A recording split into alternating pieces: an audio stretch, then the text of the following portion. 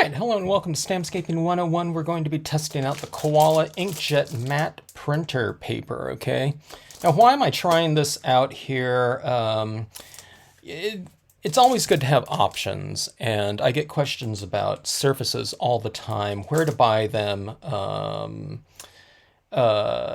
what compatibility do certain surfaces have with certain media.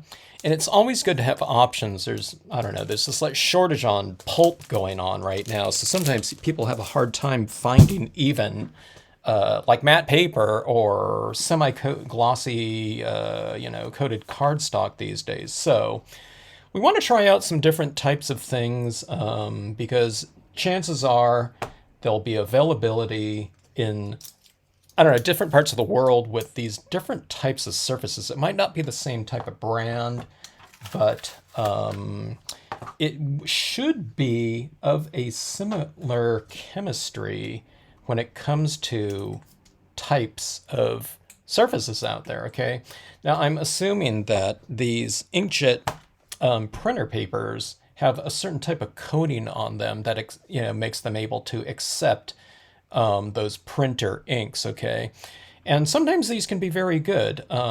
I'm finding even more so. And you can see, like this is a copy paper right here. I don't know if you can tell, but the inkjet printer seems a little bit whiter. Now that's one of the things that I find a lot of times with inkjet types of photo printers, photo printing papers. They're a little bit whiter, meaning they have a brighter a brightness factor than regular pulp styles of paper. And I'm guessing it's because it's a coating on there. It's whatever type of chemistry is used on those coats. So, they're not dealing with like a bleached out pulp like standard papers and cardstocks and whatnot. A lot of cardstocks have the clay coating on there, but a lot of papers like, and uncoated, you're just seeing the raw paper, pulp. Okay, so anyways, I'm going to try a nature set here on this paper. Let's run it through a couple different tests here. We're going to run it through the use of dye-based inks, and then we'll also try out things like solvent inks on there. Okay, so we'll try a couple different processes here. Let's go with the water-based impressions on the first one, and then we'll go with the solvent-based on another one, okay? And then we'll try some different combinations of media on here. I'm going to try to make this go reasonably fast, okay? So I'm going to use the same imagery here, but what we'll do is we will do, let's see, a different order on both of these. Okay, so a different combination of media. So with the water-based inks here, maybe I'll go with like an alcohol ink coloring on this one because alcohol and water don't mix. And maybe a solvent ink, I'll use that with, a dye-based, dye-based coloring or something like that. Okay, so this one I'm adding a little bit of the black, the black base here, but then I'm going with a brown pen over certain parts of this just to give it a little bit of variation, okay? We'll put some on the road down here. This is a covered bridge stamp. All right, and let's go about like so. We'll just kind of fill up most of the space on this with large stamps. I stand up and I get a good amount of leverage going with that. Okay, there's our impression there. Came out a little bit lighter in the middle there for some reason. I don't know. I might not have given it too much pressure, but it looks okay. And let's go with the stays on afterwards. No, I didn't go with the stays on first and the dye based. I'm going water based first and then solvent. Okay, so it doesn't. You can get a little water in the solvent, but I wouldn't get the solvent in the water based. Okay. All right. So where is my stays on black? I'm just going to have to. Okay, now this one I'm just going monochromatic black. Okay, because I don't have a bunch of colors of stays on. All I have is black. A lot of you have a lot more media than I do. Okay, I need to someone told me to like tape that little thing onto that. I will do that at some point in time. That's a great tip. All right.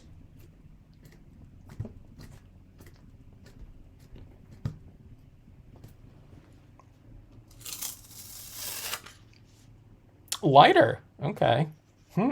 That's interesting. The StazOn stamped out lighter on this one. We'll see if that's indicative with all the different imagery that we'll use on here. We'll see how it goes. Okay. So the water-based one, let's go in with this one. Let's hit it with some... Oh, let's go with a dark brown here. Okay, and let's add in some kind of fall foliage types of colors into it. So I'll go brown, and then red and orange, and then I'll bring in some red and oranges into the imagery with additional color embellishments that we do. Okay, so adding in some color, mixing it up on here. Okay, so dark brown foundation, and then embellished with these two tones like that.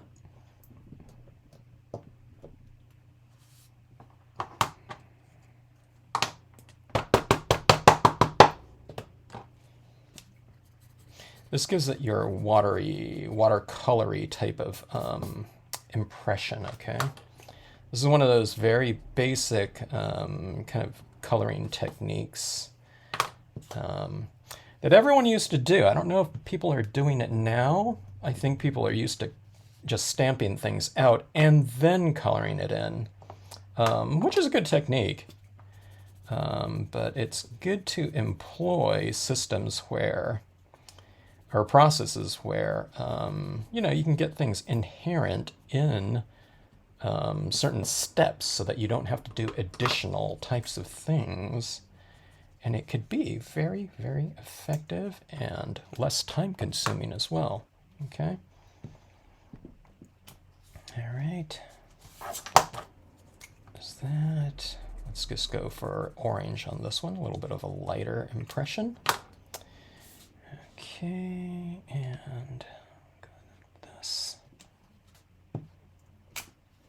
All right, so we have a little bit of a, or a lot of a overhang right there. And let's hit this one with the StazOn.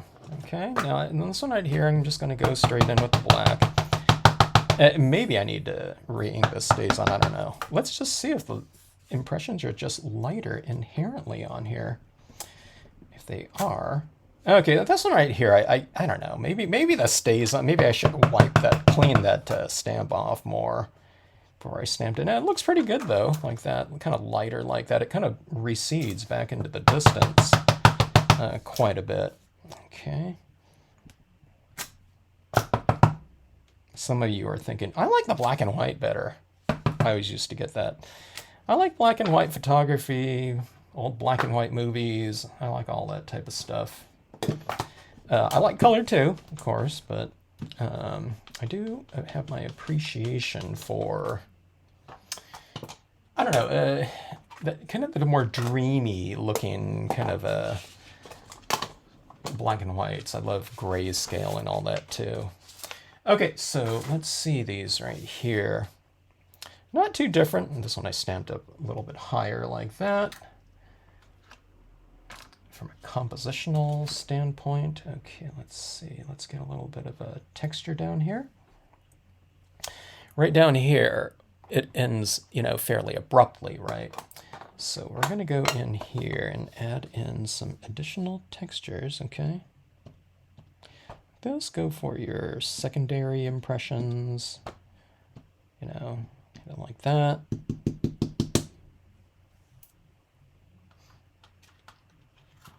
People are always saying, you make it look so easy. And when I watch some people stamp sometimes, I notice there's a lot of kind of additional things people are kind of applying into the mix. that can really not complicate, but just add a lot of extra steps into processes that can be achieved much faster and easier, you know. And kind of watch for that. Watch that you, you know, observe your processes. That's what I would say. And see if there's anything else that you can do to make things faster. Okay, I forgot I was using the dye-based ink there for that additional grass texture right there. But I did that in the dye-based ink. Let's go with this. Let's hit this with the stays on right here. Okay.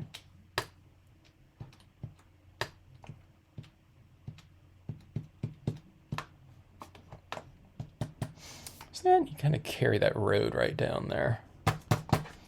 All right, now I'm using mostly the set right here, this nature set, and I'm going to throw in a couple extra images into the mix.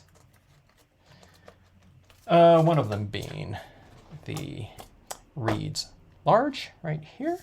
Okay, let's get a little bit of extra kind of depth and space here. And I'll put this, now see this has a road kind of going this way. So I'm not going to put this right in here. I mean, you could be standing on a little bit of a slope looking down at the hill, but I want to leave this kind of open right here. Okay. So it'll be a continuation of that road going down that way. All right. Let's get that a little bit more cleaned off this time. Okay. And let's go with this, with the stays on. See how I'm kind of changing my angle.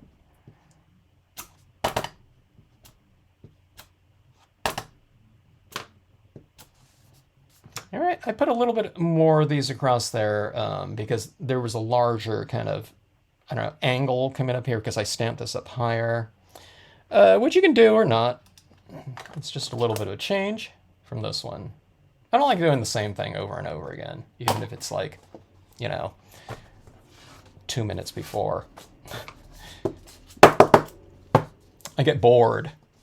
Okay, so we have our stays on and our dye-based ink impressions. Now this one right here, I think I could have got darker. I mean, this is obviously darker on here. So don't, you know, kind of gauge that, okay, this one always stamps out lighter. I don't know, it doesn't. This is like, you know, a pretty dark black on there. Okay, so let's see here. All right, so this one right here, let me see. This stays on, so, okay. We're not going to use our alcohol inks on this one, if we do, all right? Because that will smear the stays on, I think, at this point in time. I'm not sure. Sometimes these inks can get affixed fairly quickly where we don't really need to worry about that. All right. But this one right here, we can use dye-based inks to color that in. But I'm thinking colored pencils or something like that. Now this is a matte surface, okay?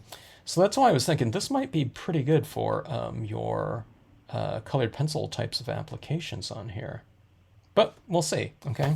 All right, so let's see right here. Let's go with a little bit of antique linen on both of these. What this is, or what I refer to it is a base layer, okay? The distress inks work really great for that. They're light, they're not bright, okay? They're dull, but I don't mean dull in terms of uninteresting, okay? Dull and mean, you know, they're supposed to be aged looking.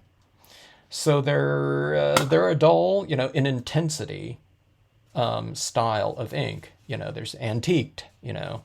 So that's a perfect kind of, it's not neutral because this is a warm color right here, but you could use it under a cool color spectrum, you know, a composition color scheme like a winter scene, and it gives it a good look. It adds a little bit of warmth into an otherwise cool composition. Now this isn't going to be a cool composition. I'm just going to give it a base layer coating with this. I'm just using a little bit of a paper towel like that. I'm trying to get the little wrinkles out of it so that it applies nice and smoothly. Okay, like so. And all right, now I don't think this is going to blend very well on here. Okay, you can use a blending, kind of ink applicator or something like that. But I'm just going to go on very lightly like this. Okay, because these inks these papers, when you use an inkjet printer on them, they're supposed to dry very quickly, right? You don't want, an inkjet to be printing on something and taking forever to dry, right? So when it comes to this water-based dye medium like this, I find it's drying very quickly. It's like, I almost feel like I'm applying like chalk onto a matte piece of paper. That's what it feels like, okay? So keep that in mind. Don't expect to go into this and, be applying and blending in like wet dye-based inks on like a glossy cardstock. It's just drying too fast for that. You might think about this like, using chalks or pastels. Okay, that's more the spirit of it. But you can't blend, unlike chalks or pastels, you can really blend those out. On this one right here, this is fixed right here, okay? So that's why it's good to go with a light color at first, and that's your base layer color like this, okay?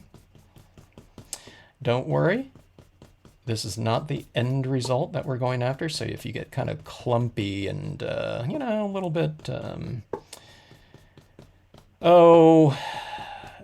kind of roughly applied, real blotchy looking applications of your inks, go with a drier touch and kind of blend it around a little bit more. But don't worry about it again, because we're going to be covering this up with other types of media after it. This is just your base layer.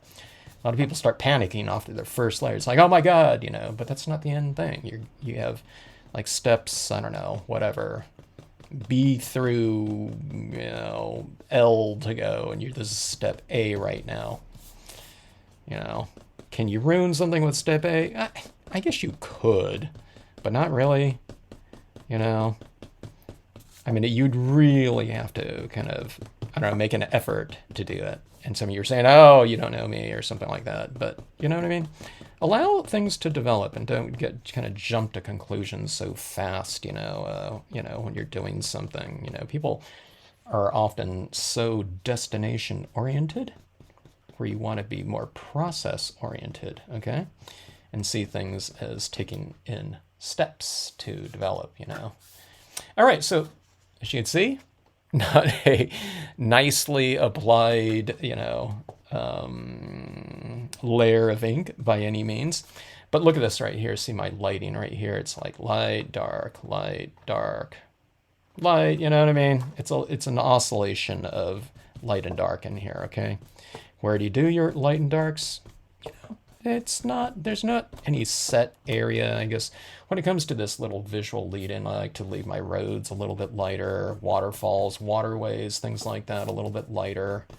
At least in some areas, okay? It doesn't mean we don't have darker shadows and bodies of water and things like that, roads and things like that, but by and large, you just want to kind of oscillate things. Think about checkerboarding, okay? Even if it's on objects, like the whole object, okay?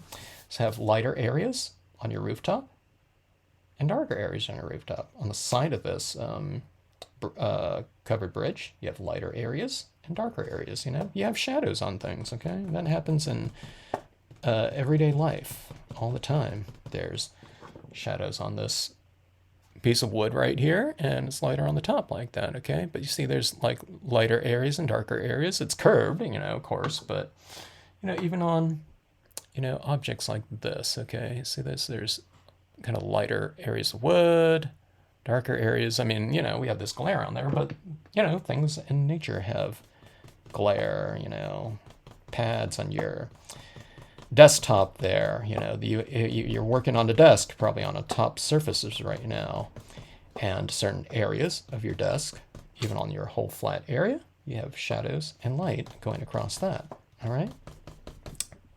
So what we have is this right here. You have your shadows and light, even just within this first color scheme right now. Okay?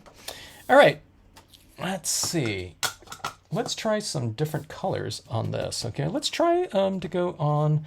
Now, I don't find doing this... I'm not going to go through like a ton of dye-based inks on this. It just dries really fast.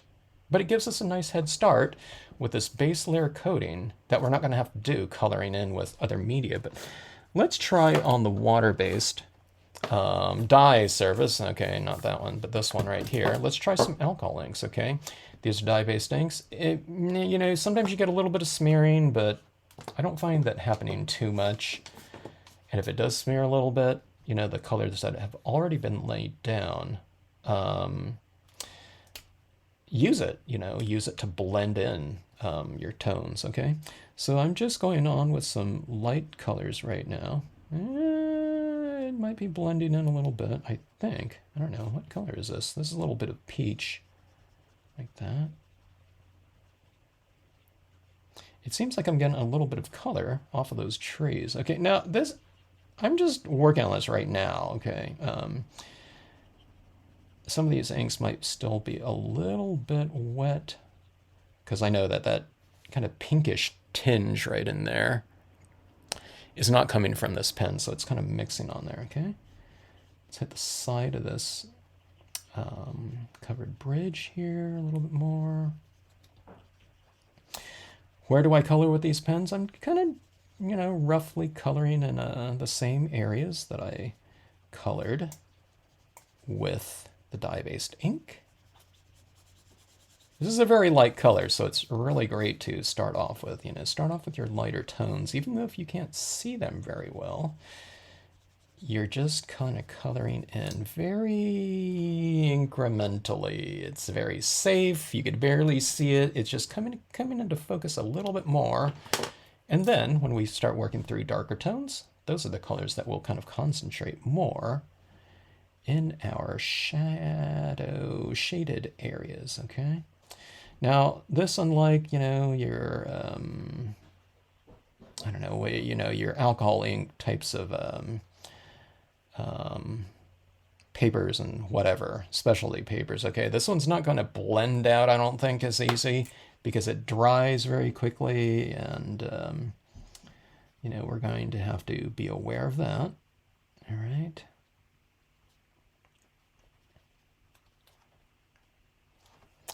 See that right there? Let's go back with that lighter tone and see if we can blend out a little bit of that alcohol ink. I don't know if it is. It seems pretty fixed down there, so we're going to get a lot of that tone or textures and things like that with our coloring here. It's not going to be achieved, I don't think, through much blending of alcohol pens, okay? Just keep that in mind. Okay, now this is a very light green. Now see, this is why I'm working with a very light colors at first, because if I go very dark, I don't think I'm going to be able to blend them. All right, not on this paper. I think, you know, I can do that very well on other types of photo papers though. Like your, I don't know, like your old Canon or Epson, you know, types of printer papers that, you know, came with your printers where they gave, you know, a free pack of paper with every purchase or something like that. That we all seem to have on hand still. Okay, here's some other greens right here.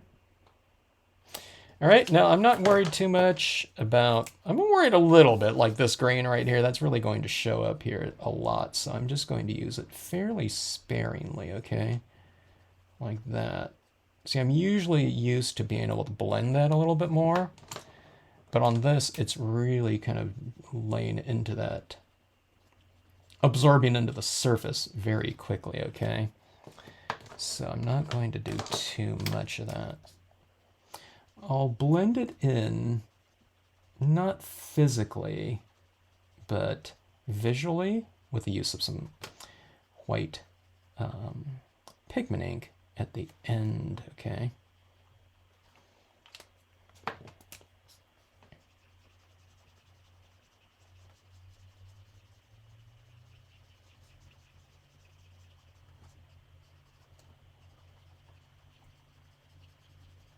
Now this is where it kind of starts looking a little bit muddy, okay, for me. Where I start moving in with a lot of these tones. Okay, now I'm leaving some of them separate a little bit, okay? But it's not great in terms of an end result if we only saw it as an end result and not kind of a step in the process, okay? So keep that in mind, too. That's a little bit too bright. A little bit of sand area down here. Okay.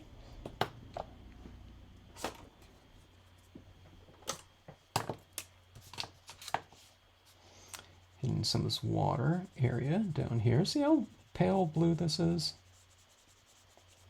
I use a lot of my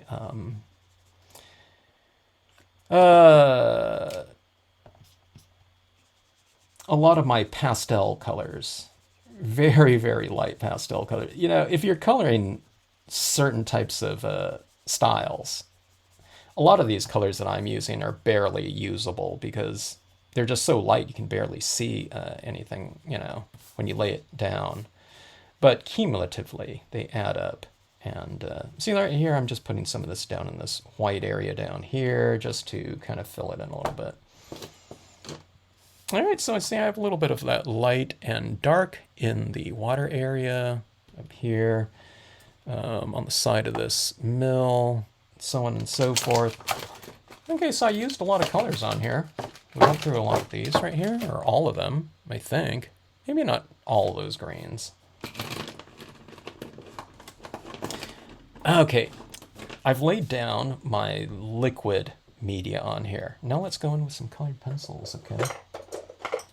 Colored pencils are going to be really nice for, you know, kind of your specifics in here. We have our kind of general areas. I don't know. I guess the you know, the pens do get into specific areas, but you can do even more with your things like colored pencils. Okay, so let's go with something like this. You know, we have these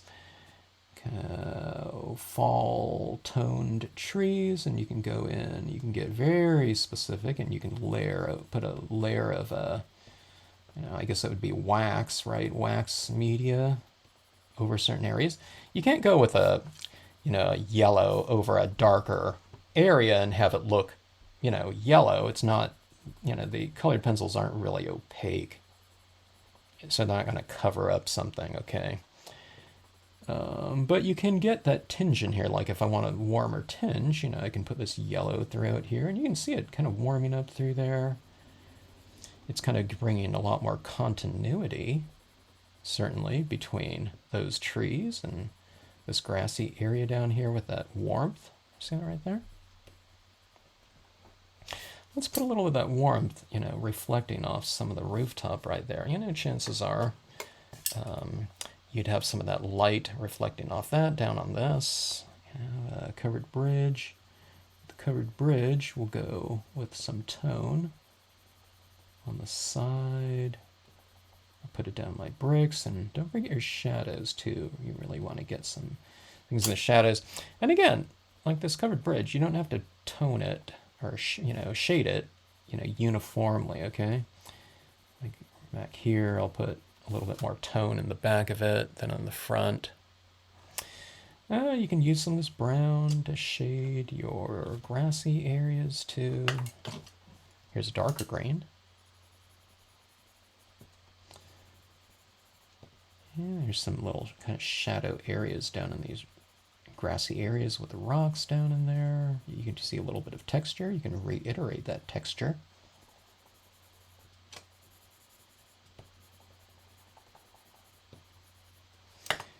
Okay, let's see if I have a little bit of a warmer brown. Okay, here we go. See under this like a little eave right here, you can kind of create a deeper shadow right in here. Color in a couple of the planks, you know, a little bit of a different color.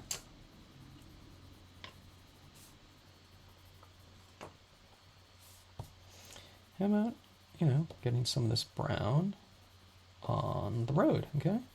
Kind of don't just color in the whole road though, okay? Leave it a little bit lighter in some areas. Kind of follow your lighting scheme that you've, you know, established. You can go in, you know, certainly add, you know, some extra tones in there, you know, just to kind of refine those areas a little bit more, but you know, don't just color it all in uniformly. Have some variation. That makes for kind of a more exciting surface to have variation in a certain area. Could be varied in terms of texture, colors, light and shade, you know, the values.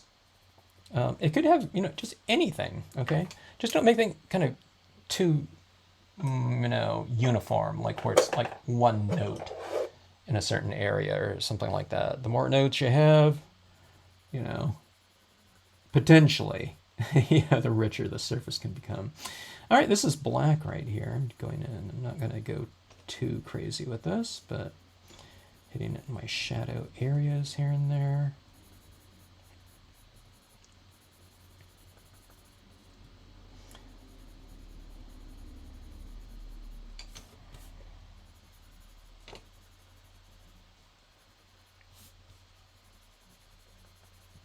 Okay, so this is a video on this paper. I'm finding that this matte paper is pretty nice. It has it's as thin, it's not very thick, okay? This is, what is it? 34 pound, okay? But it, you know, it has a decent stability to it. I haven't even thought about, as a matter of fact, I forgot I was completely working on this photo paper, but that's a good thing, right? You know, when we're not kind of aware of the surface that we're working on, and we're just thinking about shadow and light, or, you know, the objects in there. It's a good thing, you know, we're not being taken out of our kind of groove or whatever we're in, which is never a bad thing. But yeah, this feels to me like I'm working on like a piece of copy paper or something like that, in terms of the ability to take the medium, okay? But it's better than that, because it, you know, it's just a brighter content and has a little bit of different feel to it, of course, you know, this type of paper. But all in all, you know, I don't know. It seems like it's doing its job. Let me get a little of this blue, this little turquoise-ish blue tone in dye-based inks, or whatever color you have. It's always a good kind of that, I don't know, sky bluish tinge. I mean, they call this one's aquamarine, but so this little blue down here, it kind of glows with that little light, doesn't it? I mean, I could put it up in the sky too a little bit, but I think I'm going to leave that mostly for some white pigment ink, okay? All right, let's try something here. Let's try to add in some little, wildflowers, things like that into here.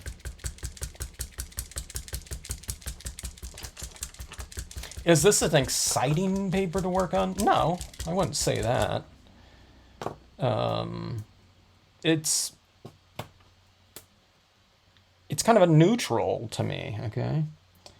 It doesn't, you know, detract from what we're doing, but it allows, it's allowing me to do what I want to do.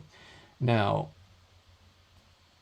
would it be better if it took, you know, dye-based inks a little bit better? Yeah, but I mean, you know, this is not a crafting paper. I'm just crafting on it, okay?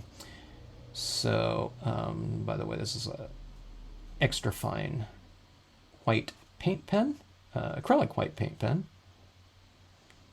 This is applying on here just fine, which, you know, these pens work on anything though.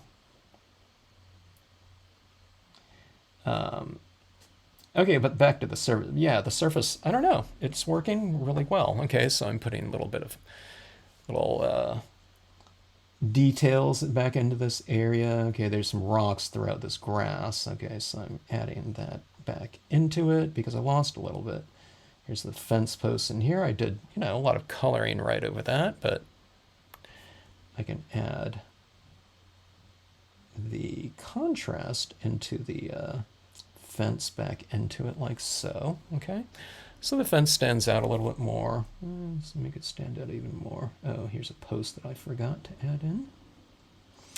Let's add in some of these trunks, okay? We can put, some little highlights on some of these trunks in here. The tree trunks. The tree trunks could be, all black too, or something, dark. But sometimes, if the trees get a little bit dark, sometimes the trunks having a little bit of white in them kind of make them stand out a little bit more. And then, let's see. Let's go in with, let's see. Let's go in with an orange here.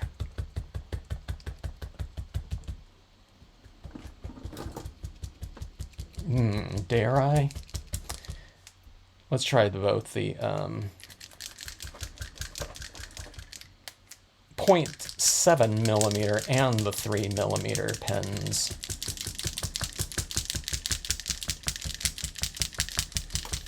You use the media,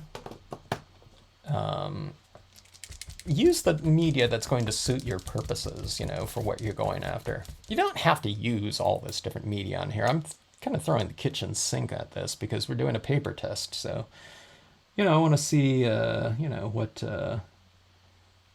how the media looks on the paper, from acrylics to dye-based inks to alcohol inks. Colored pencil, pigment ink, etc. Okay. In the early days of Stampscapes, for years, all I did was, dye-based inks, and that was it.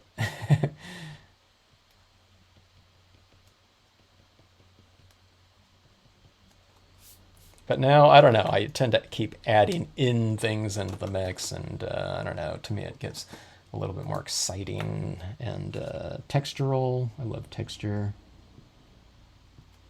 Okay, I'm not going to go with too much of this. This is a very bold dot, okay. Like that, with some oranges. It's looking a little more fall-ish, fall foliage, full color type of looking scene. And let's go with some of the white in there, okay?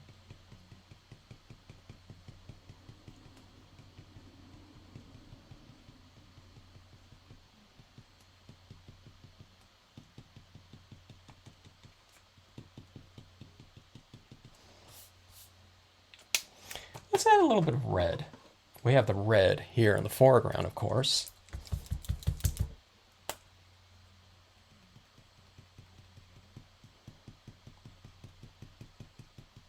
I need to do some really deep red trees sometimes. I don't know.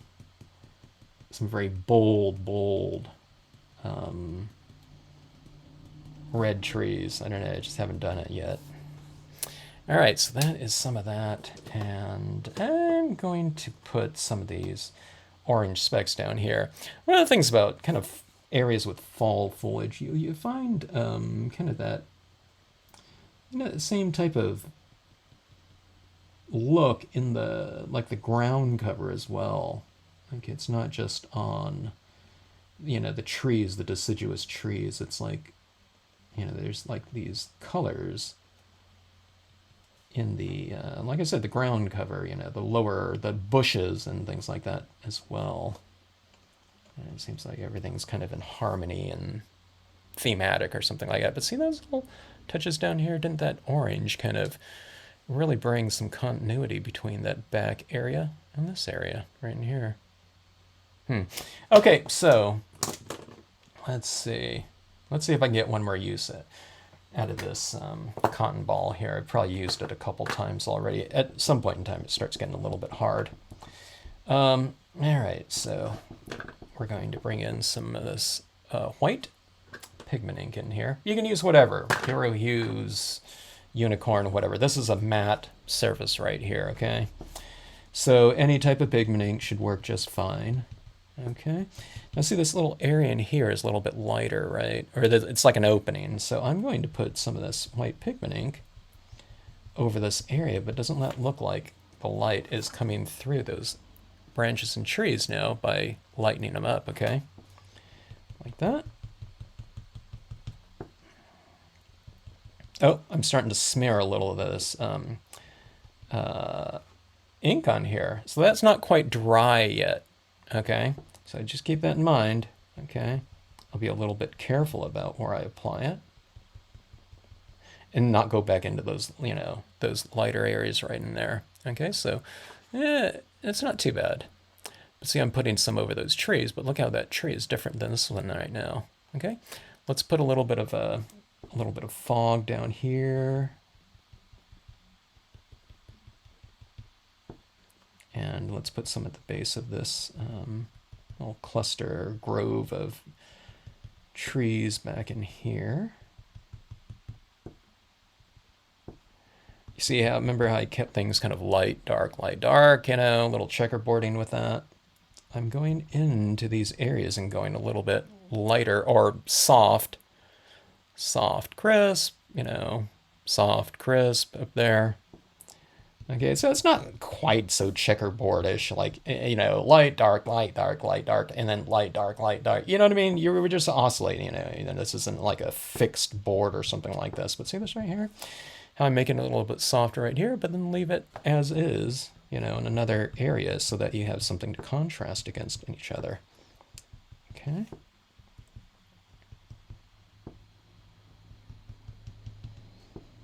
I like having this kind of fog, like right in there, kind of coming out of the covered bridge area. It's like this interior illumination or something like that. But I think that is about right. Okay, so we have our scene like that. All right. All right, now on this one here, this one was the stays on, okay? Now, what I was thinking about doing on this one was I was thinking about adding in some of the dye-based inks, okay?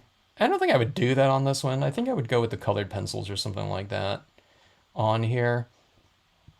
Just in terms of an end result. I don't, well, I was going to say, I don't think I'm going to do that here because we already just did the colored pencils on this one. No reason to kind of repeat. But let's just do this right here. Let's do a different color scheme. Let's say that this one is, let's go for more of like a springtime type of scene, okay?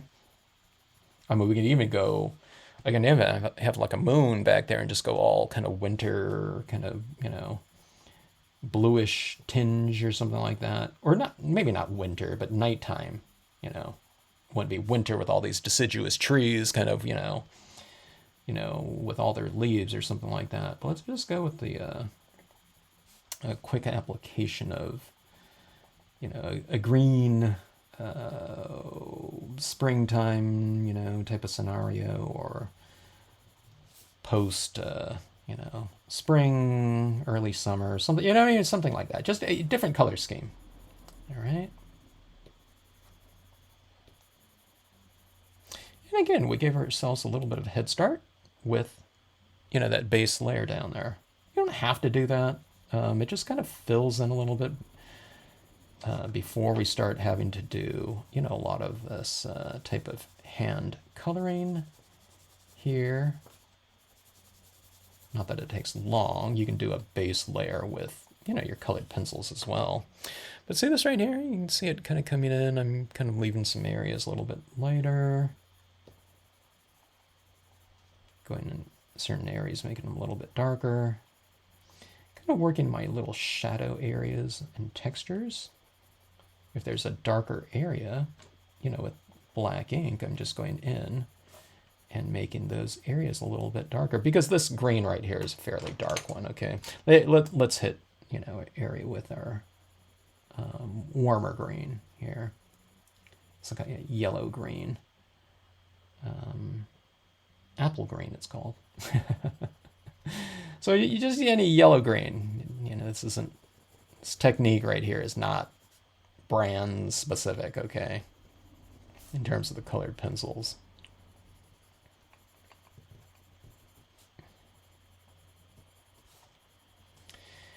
And again, I don't know, like I said, I'm not really thinking about the paper at all, the surface. I'm not fighting anything, so I don't know. Like I said, it's always a good thing when we're not so kind of conscious of the surface that we're working on here. Switching off to a darker green. See these areas in here that are darker inherently, I'm just kind of going in and adding some additional tone right into those areas, because those areas are the shadows that are already established in the design. So if you ever want to know where to color or where to shade, I guess specifically, shade as opposed to color, you can just look at the areas in terms of a head start. Look for those areas that are a little bit darker to begin with. So you look for darker areas. Looks like there's a lot of texture in here, and I'm just adding that to that darker texture. All right, let's see. Let's get started with some of the covered bridge, the browns. Okay. See, this is the front. There's three sides to this covered bridge. There's the side, front, and top. Okay. So I want to differentiate the side from the front, so you can go a little bit darker like that, and see how that really makes that area stand out by making this area darker. And I do that in the design itself too. I've darkened the side of this bridge more than the front of it, so it gives you a head start in terms of defining your sides, lighting, tone gives it some visual weight like that too. All right, so let's go and bring in some of this brown into the road. And again, I'm doing it very lightly like this, okay? This one's a little bit more of a warmer brown. It has a little bit more yellow in it than some of the other ones.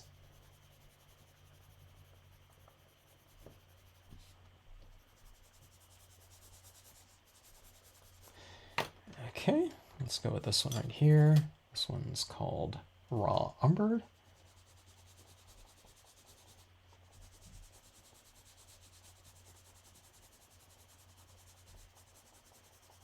See this right here, there's kind of two areas of light. I mean, the whole thing would be fine light, illuminated too, but yeah, it's a little bit darker, a little bit, or lighter, darker, lighter, but not like super dark or anything like that. It's just darker. It could be, 1/100th darker or something like that. I don't know if we'd be able to see it, any difference, but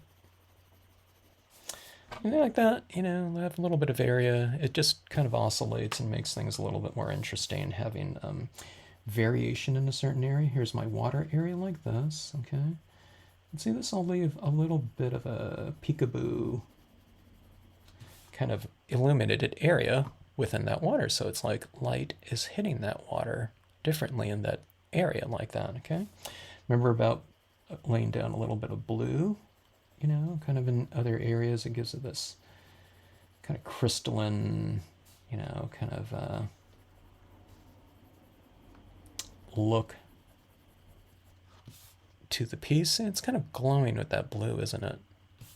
Let's put a little, okay, now on this one right here, I didn't hit it with any tone up in the leaves. So let's hit this a little bit with some bluish tinge, okay? Just adding a little bit like that.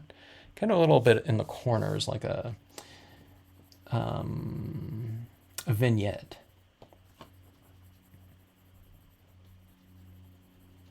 Okay. All right. Now, right now, I don't have too much variation in my grassy area, so I'm going to add that in now.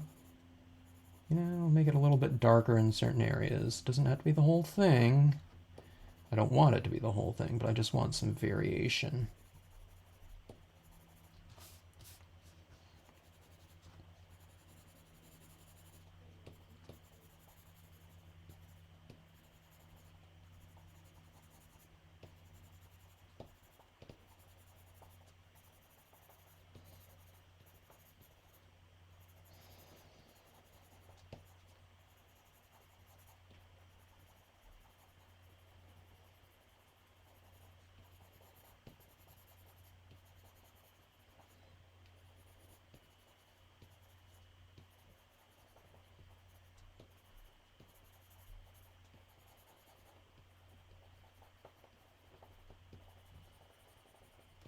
So as I'm kind of making those areas in there a little bit darker. And again, it's all in the design itself, so I'm making the darker areas of the design darker with green, okay? So you don't need to, I'm not just making it up here, you know, I'm not just winging it. I mean, you could, but I'm, you know, just kind of making the darker areas darker, and that is kind of defining the forms a little bit more. And you don't have to go like this dark right off the bat. You can just build it up. And if you want to go darker, then you go darker like that, okay? But nothing kind of comes up by surprise if you kind of take things in a nice, kind of gradual fashion.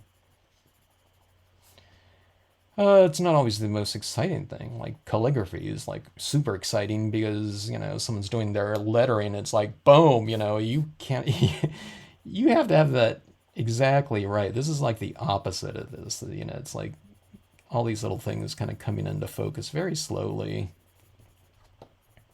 Yeah, it's kind of methodical. I would say very relaxing though too, you know. It's not, I wouldn't say nothing's boring here.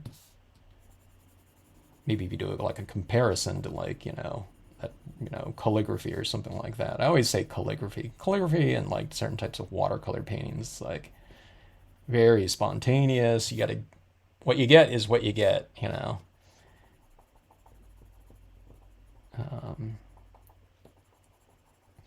But this, not so. Everything's all nice and, oh, kind of methodical, like I said. Gradual. This is the darker green. Okay. And let's go to black. Okay.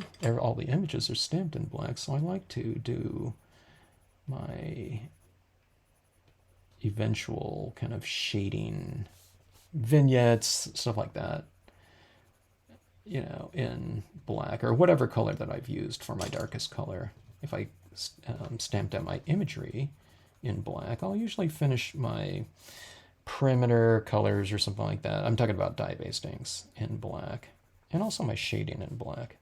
Okay, but it might be more of like a light gray, not 100% black or anything like that, but I'll be using my black inks or black media. Okay, let's see here.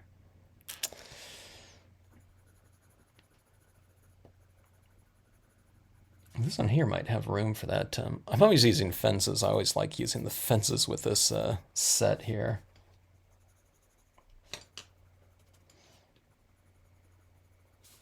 And I think we could still do that with the stays on.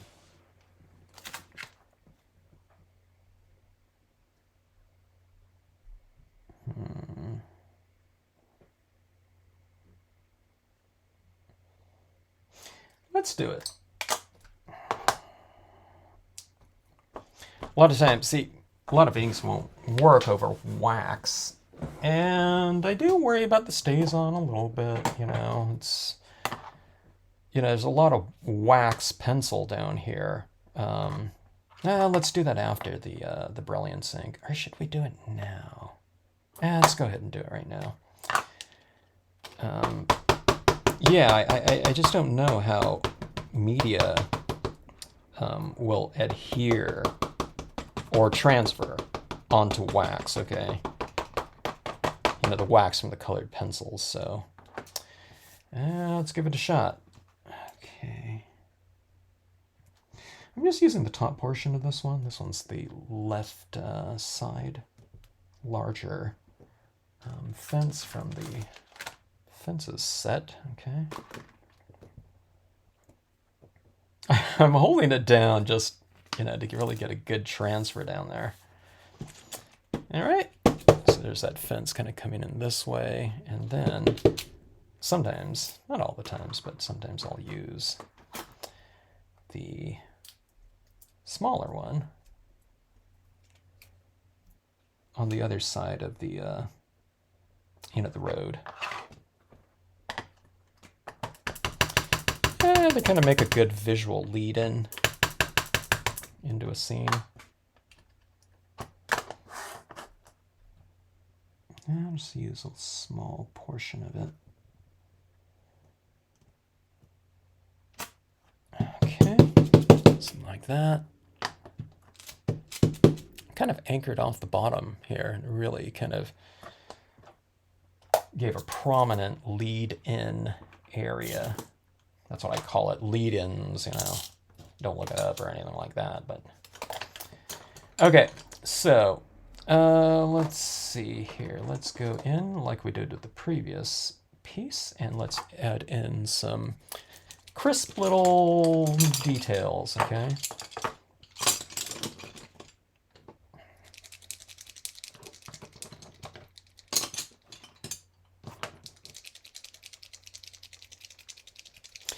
Here's a, I don't know, like a lime green 0.7 millimeter paint pen, okay.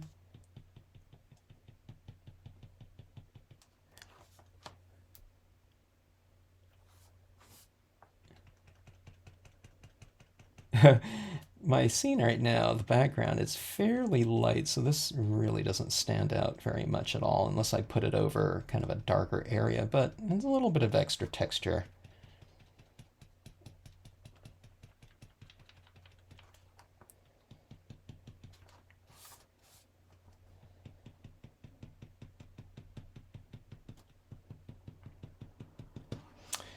Okay, and let's try.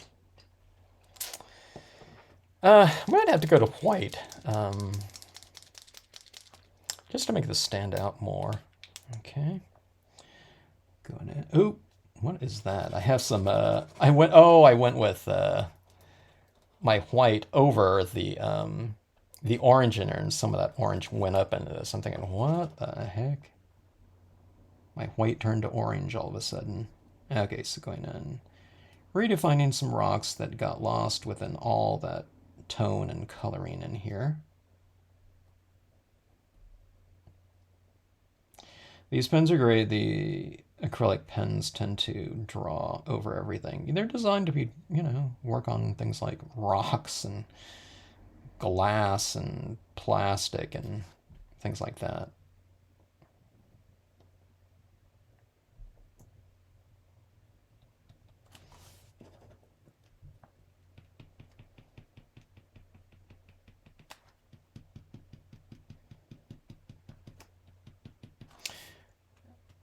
Yeah, all that's dry on this one right here. I just wanted to make sure everything was drying like acrylic, and everything like that on here. No problem.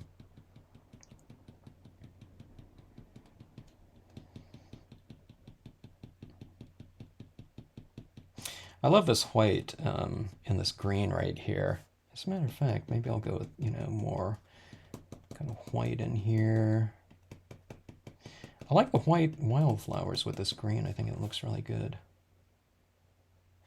I mean, the little white areas can be little highlights and accents in here, but if you got a cluster like this in an area, then it looks like a little pearly everlasting or something like that, some kind of like white wildflower.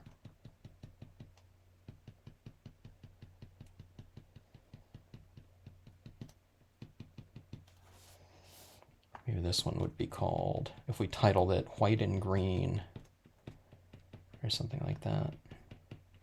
Maybe these could be little white blossoms on these green trees.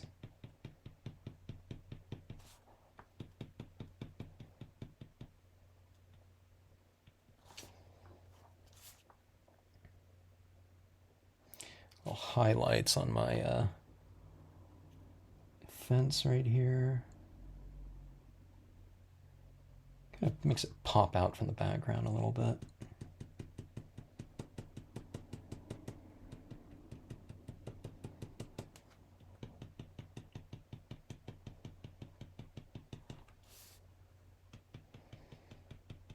Yeah, I'm getting a little sloppy with my white dots right in this area.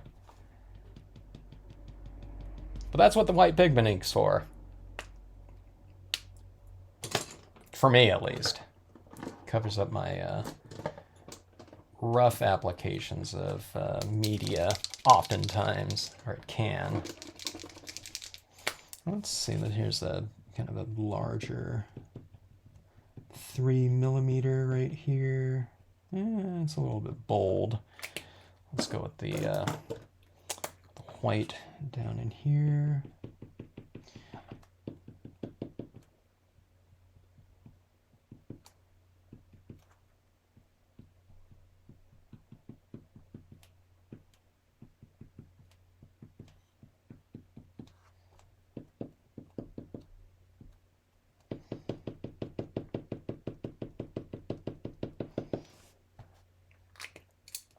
Oh, one of the things I forgot to do, which you can do or not, but we stamped the fences down here. Let's give a little bit of shadow, okay?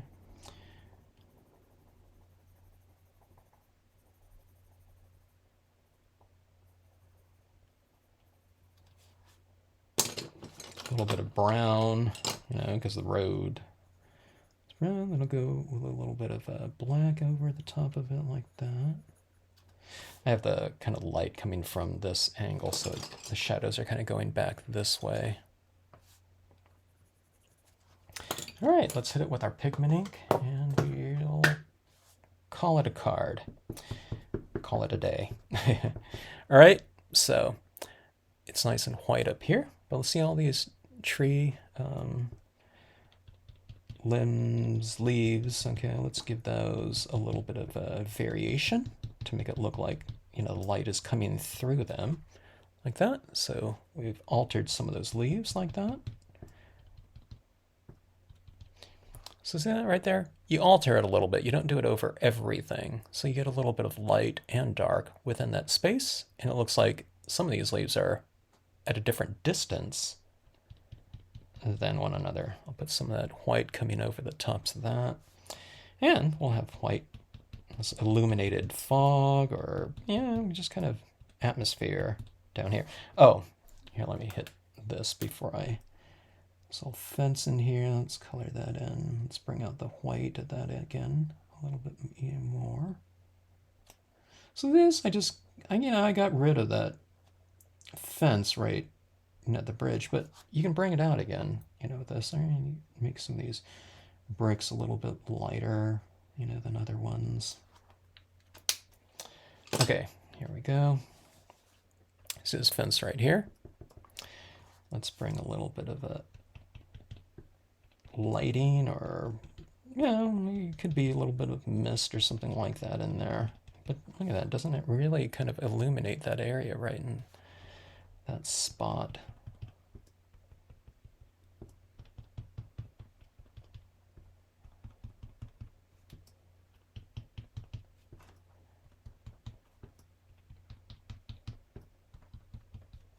See this little area right in here?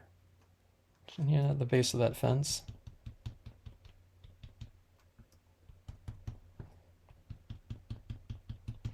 Basically, I'm adding this where there's light areas, so right around in here, you know, it's light up there. But what you do is you put it on certain objects in those areas. Now, there's not specific ones. I just don't do it over everything. You see, it's like soft, dark, soft, you know, crisp, you know, or light, dark, light, dark, light, dark, okay? So you just oscillate. Don't do it like this over everything. You go here, and then you kind of jump a little bit like that and go over to a different space, okay?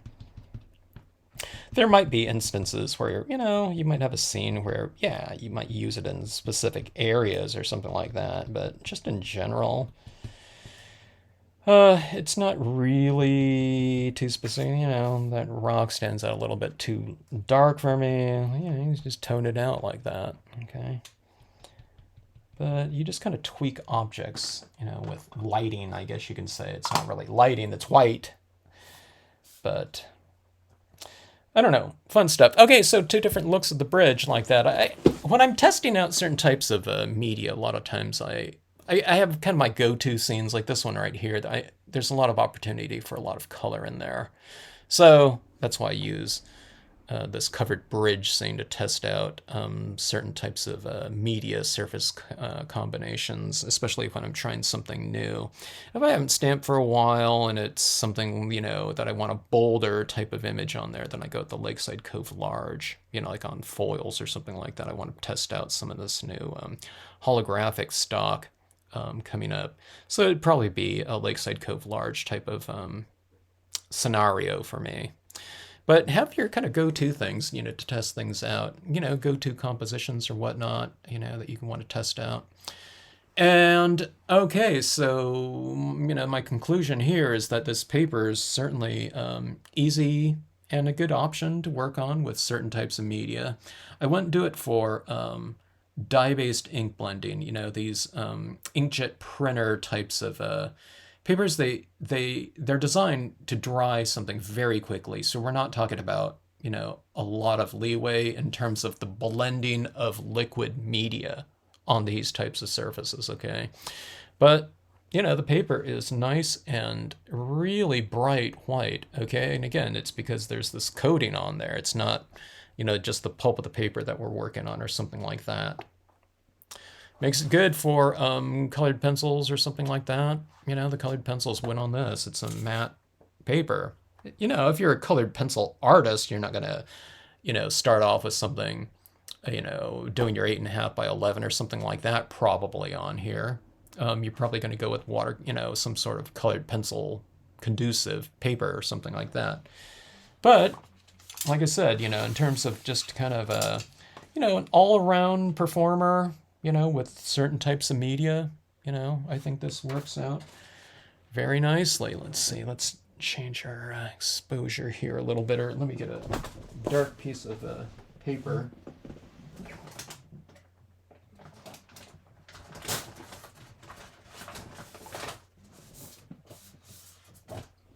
So let's see what these look like, a little bit more.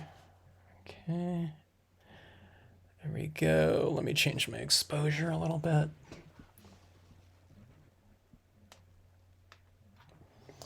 All right, so there you have it. 2 views of the bridge, or 2 seasons or something like that. I think if I was to do this one again, I would have stamped that out in like a StazOn black, but then maybe, you know, if I'm not testing it out, I'd stamp it out in black and like in a green dye-based ink or something like that, and have that interspersed in there, just like I have the colors of this deciduous trees up here. I would do the same thing with that. But I didn't know I was just going with all greens on this one right here, so. All right, so anyways, thanks for watching. And again, that's the inkjet matte printer paper, you know. Reasonably satisfied. I wouldn't say I'm impressed or anything like that, but I'm just glad it takes the media, you know, the way that it seems to be not designed for, but certainly conducive for, in terms of whatever coating is on these things that, you know, make them inkjet printable, especially with dye-based inks like that. So, all right, if you have any questions, drop me a note in the comment section, or if you have any experience using like inkjet printers for your stamping purposes, I don't know, let us know what you've discovered in the comment section. We'd love to hear from you. Okay, if you like these videos, hope you hit the like button, subscribe to the channel. But as always, thanks for checking out the video.